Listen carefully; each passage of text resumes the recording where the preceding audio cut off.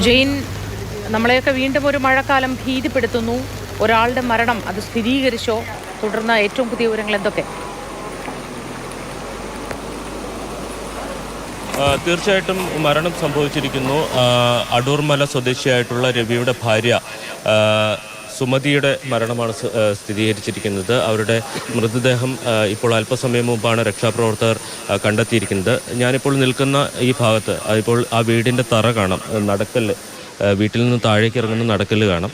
അതിൻ്റെ മുന്നിൽ നിന്ന് വീട് ഉൾപ്പെടെയുള്ള ഭാഗം മുകളിൽ നിന്ന് ഒലിച്ച് താഴേക്ക് പോവുകയായിരുന്നു. ഏതാണ്ട് ഒരു 500 അടി താഴ്ചയിൽ നിന്നാണ് അവരുടെ മൃതദേഹം കണ്ടെത്തിയത്. ഇപ്പോൾ ഇവിടെ നിൽക്കുമ്പോൾ ഈ വീടിൻ്റെ പ്രധാന ഭാഗങ്ങളെല്ലാം ഒലിച്ചു പോയിട്ടുണ്ട്. ഇനി അവശേഷിക്കുന്നത് അടുക്കള മാത്രമാണ്. അടുക്കളയുടെ ഒരു മുറി മാത്രം അവശേഷിക്കുന്നു. ബാക്കിയെല്ലാം താഴേക്ക് ഒലിച്ചുപോയി. വീട് പൂർണ്ണമായും ഇവിടെ ഉണ്ടായിരുന്നു എന്ന് പറയാൻ കഴിയാത്ത തരത്തിൽ കുറേ ചെളിക്കൂനയും അതോടൊപ്പം തന്നെ പാറക്കല്ല് നിറഞ്ഞ ഒരു പ്രദേശമായിട്ട് ഇത് മാറിയിട്ടുണ്ട്. 3 പേരാണ് ഈ വീട്ടിലുണ്ടായിരുന്നത്. രവിയുടെ മകൻ രാജേഷ്, രവിയുടെ ഭാര്യ സുമതി. ഇതിൽ രവിയെയും രാജേഷിനെയും ആദ്യഘട്ടത്തിൽ തന്നെ രക്ഷാപ്രവർത്തകർ പുറത്തേക്ക് എടുത്തിരുന്നു. രവിക്ക് കാര്യമായിട്ടുള്ള പരിക്കുകളില്ല. പക്ഷേ മകൻ രതീഷ് മണ്ണിൽ അകപ്പെട്ടു പോയിരുന്നു. രക്ഷാപ്രവർത്തകരാണ് അദ്ദേഹത്തെ പുറത്തേക്ക് എടുത്തത്. അദ്ദേഹത്തെ ഇപ്പോൾ തൊടുപുഴയിലെ സ്വകാര്യ ആശുപത്രിയിൽ പ്രവേശിപ്പിച്ചിട്ടുണ്ട്. അദ്ദേഹത്തിൻ്റെ ആരോഗ്യനില തൃപ്തികരമാണ് എന്നുള്ളതാണ് പറയുന്നത്. രാവിലെ 2 മണിയോടുകൂടിയാണ് ഈ ദുരന്തം ഉണ്ടാകുന്നത്. ആദ്യഘട്ടത്തിൽ തന്നെ ഈ മഴയും അതോടൊപ്പം തന്നെ ഇരുട്ടും രക്ഷാപ്രവർത്തനത്തിന് വെല്ലുവിളിയായി. JCB ഉൾപ്പെടെ ഇങ്ങോട്ടേക്ക് എത്തിച്ച് തിരച്ചിൽ നടത്താൻ കഴിയാത്ത സ്ഥിതി ഉണ്ടായിരുന്നു. കാരണം ഇതൊരു കീഴ്ക്കാന്തൂക്കായിട്ടുള്ള ഒരു പ്രദേശമാണ്.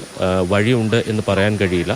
അപ്പോൾ അത്രയും പ്രതിസന്ധി നിൽക്കുന്ന ഒരു പ്രദേശമാണ്. അപ്പോൾ ഇവിടെ രക്ഷാപ്രവർത്തനത്തിന് ആദ്യഘട്ടത്തിൽ ബുദ്ധിമുട്ട് നേരിട്ടു. അതിനുശേഷം NDRFിൻ്റെയും അതോടൊപ്പം തന്നെ ഫയർഫോഴ്സിൻ്റെയും നാട്ടുകാരുടെയും നേതൃത്വത്തിലാണ് 2 സംഘങ്ങളായി തെരച്ചിൽ നടത്തിയത്.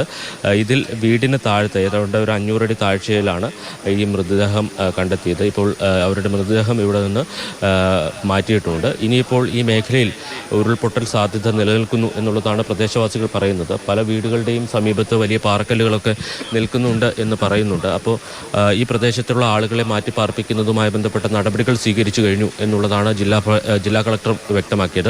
ജില്ലാ കളക്ടർ അതോടൊപ്പം തന്നെ അവരോട് എന്ത് നിർദ്ദേശങ്ങളാണ് ജില്ലാ ദുരന്ത നിവാരണ അതോറിറ്റി അടക്കം നൽകിയിട്ടുള്ളത്? ജെയിൻ, ഇപ്പം അത്തരം കൃത്യമായിട്ടുള്ള നിർദ്ദേശങ്ങളൊന്നും നൽകിയിട്ടില്ല. പക്ഷേ സമീപത്ത് കുടയത്തൂർ സ്കൂളുണ്ട്.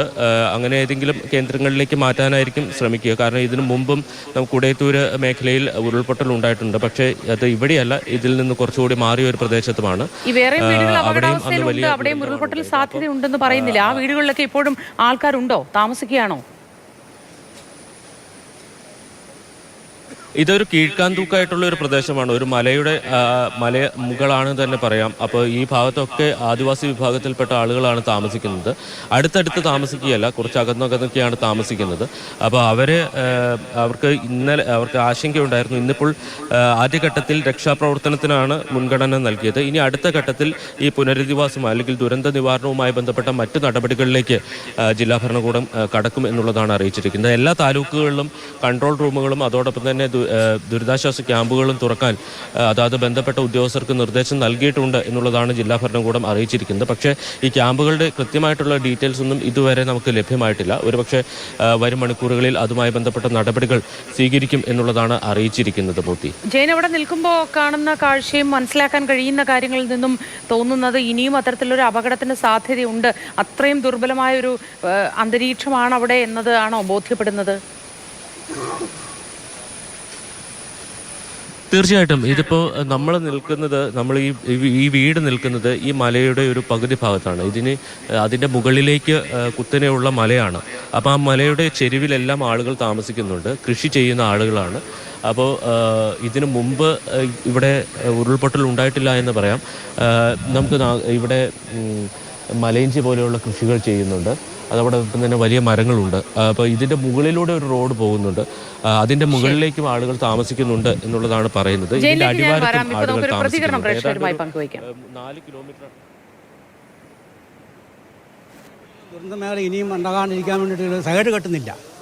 മണ്ണ് മാത്രമേ എടുത്ത് പോകുന്നുള്ളൂ. അതുകൊണ്ട് കാര്യമില്ല. അപ്പോൾ ഈ ദൂരപരിധി ഇപ്പം 3.5 കിലോമീറ്റർ ഉണ്ട് കുളപ്പുറയിൽ നിന്ന്.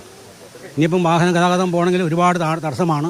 ഇപ്പം എൻ്റെ ഓർമ്മയിൽ ഇപ്പോൾ 67 വയസ്സ് എനിക്കായി. ഇന്ന് വരെ ഒരു സംഭവം ഉണ്ടായിട്ടില്ല. ഉരുൾപൊട്ടൽ ഭീഷണിയായിട്ട് എൻ്റെ വീടിനും കല്ലുകളൊക്കെ ഉണ്ട്. ഇവിടെ 2 കല്ലുണ്ട്.